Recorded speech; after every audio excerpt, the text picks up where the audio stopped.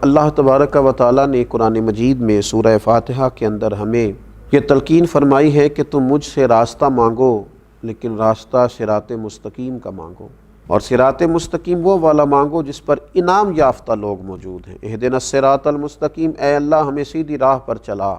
کون سی سیدھی راہ؟ صراط الذین انعمت علیہم، ان لوگوں کی راہ جن پر تو نے انعام فرمایا۔ نبی اکرم صلی اللہ تعالیٰ علیہ وسلم کی امت کا یہ اعزاز ہے کہ اس میں ہر دور میں اللہ کے نیک بندے ہوئے، علماء، صلحاء، اتقیاء، صوفیاء، محدثین، فقہاء علیہم الرحمہ، یہ ہر دور میں موجود رہے، اور اپنے اپنے وقت میں اللہ تبارک و تعالیٰ نے اپنی رحمت سے کچھ ایسے لوگ امت کو عطا کیے جن کی خوبصورت زندگی، میٹھا لب و لہجہ، گداز گداز ان کی باتیں، اور دین کے لیے ان لوگوں کا درد اور ان کی خدمات، اس نے ایک عالم کو متاثر کیا۔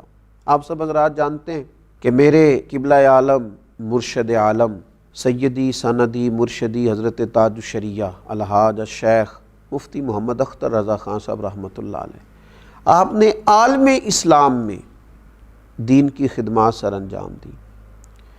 اللہ تبارک و تعالیٰ نے آپ کو بڑی بصیرت عطا فرمائی تھی۔ دنیا کے کس کونے میں، کس جگہ کوئی شخص خدمت دین کا فریضہ سر انجام دے رہا ہے، آپ اسے بخوبی جانتے بھی تھے، اور پوری دنیا سے آپ نے ان لوگوں کو رابطے میں بھی لیا اور عالم اسلام کو جوڑنے میں ایک اہم کردار بھی ادا فرمایا۔ میں نے اپنے مرشد کامل سے ایک شخصیت کا تذکرہ سنا، اور ایک دن ہی میں اس تذکرے کو سن کے میں عجیب حیرت میں چلا گیا کہ وہ کتنا کو بڑا آدمی ہے جن کا تذکرہ اتنا بڑا آدمی کر رہا ہے۔ وہ کتنی کو بڑی شخصیت ہوں گے جن کا ذکر حضور تاج الشریعہ کے لبھائے مبارکہ سے نکل رہا۔ میں نے ان سے ذکر سنا صدر العلماء، شیخ الحدیث و تفسیر حضرت علامہ الحاج مفتی محمد تحسین رضا خان صاحب رحمۃ اللہ علیہ، محدث بریلوی کا علیہ رحمہ۔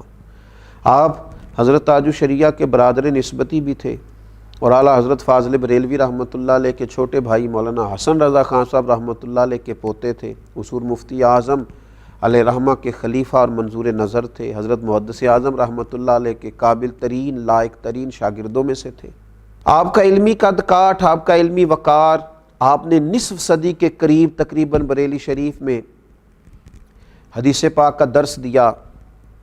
آپ نے ایک عالم کو فیض یاب کیا۔ یہ ساری علمی، فکری، فقہی مضبوط باتیں جاننے والے لوگ جانتے ہیں، لیکن ایک عام صوفی کے نقطہ نظر سے میری ان سے ملاقات رہی، بہت زیادہ بات چیت رہی، میں نے ان پر کچھ لکھنے کی بھی کوشش کی، مجھے کچھ ان کے قریب ہونے کا موقع ملا۔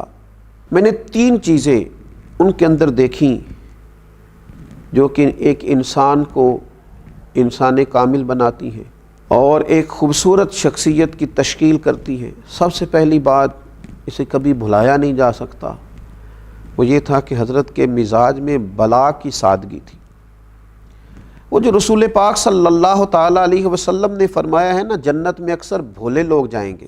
جو آدمی جس طرح کہہ دیتا، اگر اس کی بات جائز اور درست ہوتی تو حضرت فوراً قبول کرتے، کسی کا دل نہ توڑتے۔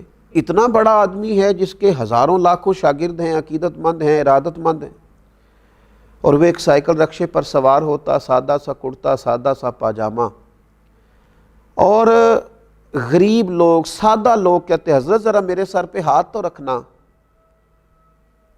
تو وہ تھوڑی دیر کا سفر بعض اوقات دیر میں طے ہوتا، چونکہ حضرت غریب پروری کر رہے ہیں، محبت کر رہے ہیں، پیار کر رہے ہیں۔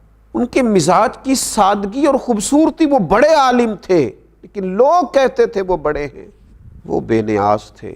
ان کا یہ خیال نہیں تھا کہ میں بہت بڑا ہوں۔ دوسری بات یہ تھی، تھوڑی باتیں کرتے تھے اور جو کہتے تھے وہ سچ کہنے کی کوشش کرتے تھے۔ میں ان پر کچھ لکھنا چاہ رہا تھا، میں نے لکھنے میں لکھ دیا کہ حضرت تہجد کے وقت اٹھتے ہیں، تو فرمانے لگے یہ ہر روز کا میرا معمول نہیں ہے تہجد میں اٹھنا، میں رات کو دیر تک مطالعہ کرتا ہوں، صبح مجھے پڑھانا ہوتا ہے، تو میں فجر میں الحمدللہ اٹھتا ہوں، لیکن اس کو آپ درج نہیں فرمائیں، اس لیے کہ جس کام پر میرا پورا معمول نہیں ہے۔ میں لکھ رہا تھا نا، کوئی کہہ رہا تھا نا، یہاں ساری خوش آمدے لوگ قریب بیٹھ کے سن نہیں لیتے، لیکن ان کے مزاج کے اندر جو صداقت تھی، جو خوبصورتی تھی، تھوڑے دعوے، لیکن جو کہا ہے وہ حق کہا ہے، وہ صحیح کہا ہے۔ کہ میں نے حضرت صدر العلماء مولانا تحسین رضا صاحب رحمۃ اللہ علیہ میں یہ بات دیکھی۔ تیسری بات حضرت کے اندر جو بڑی اہم تھی اور بڑی خوب تھی، وہ تھا رسول پاک علیہ السلام کا عشق، حضور کا پیار، اور نبی پاک علیہ السلام سے کامل وابستگی۔ وہ تو خیر اس گھرانے کا ترہ امتیاز ہے، لیکن حضرت کو اس میں سے اتنا خوبصورت حصہ ملا تھا کہ اس عشق رسول نے نہ پھر انہیں کام پہ لگا دیا۔ انہوں نے ایک لمبا عرصہ درس حدیث پڑھائی حضور کے عشق میں، نبی پاک کی امت سے محبت کی حضور کے عشق میں۔ انہوں نے بہت سارے افراد تیار کیے رسول پاک کی امت کی رہنمائی کے لیے حضور کے عشق میں۔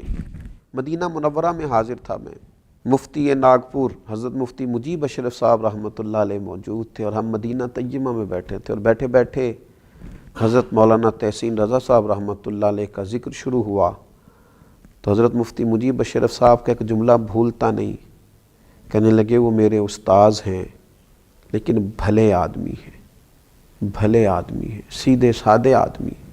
کہاں گوائیاں ہو رہی ہیں؟ حضور کی بارگاہ عالی مرتبت۔ حضرت مولانا تحسین رضا صاحب رحمۃ اللہ علیہ نے اسی عشق رسول میں پڑھا بھی، پڑھایا بھی، نعت بھی کہی، اور اسی عشق رسول میں وہ تبلیغ کے سفر پر نکلے، اور اسی سفر میں ان کا ایکسیڈنٹ ہوا، اور اسی میں وہ اپنے خالق حقیقی کی بارگاہ میں گئے۔ گویا انہوں نے سبق پڑھایا لوگوں کو، جس محبت کا ہم نے دعویٰ کیا تھا نا، ہم نے اپنی زندگی اسی محبت میں لگا دی۔ آج بھی ان کا مزار ہے، ان کے شاگرد ہیں، ان کے ارادت مند ہیں، مجھ جیسے بہت سارے لوگ ہیں جو حضرت تحسین ملت رحمۃ اللہ علیہ سے نہ صرف یہ کہ محبت کرتے ہیں بلکہ ان کے نام سے اپنے دل میں سکون محسوس کرتے ہیں۔ ہمیں یہ چاہیے کہ ہم اپنے بزرگوں کی خوبصورت زندگی سے سیکھیں، اور ہم ان سے وہ چیزیں لیں جن کی وجہ سے انہوں نے معاشرے کو سکون دیا، اطمینان دیا، حضور کی محبت کا سبق دیا، صحیح عقائد پر استقامت دی۔ اللہ تعالیٰ ان کے مزار پر، اور ان کے برادر عزیز کا مزار بھی ان کے ساتھ ہے، وہ بھی بڑے کمال آدمی تھے، صوفی باصفا تھے، تینوں بھائی بڑی شان والے تھے۔ میں نے ان کے ساتھ بھی وقت گزارا، حضرت قبلہ الحاج مفتی محمد حبیب رضا خان صاحب رحمۃ اللہ علیہ۔ لوگوں نے صوفی کا لفظ تو بڑی جگہوں پہ سنا ہوگا، جن کو صحیح معنوں میں صوفی کہا جا سکتا ہے وہ حضرت حبیب رضا خان صاحب تھے۔ اللہ تعالیٰ پورے خاندان پر فضل فرمائے۔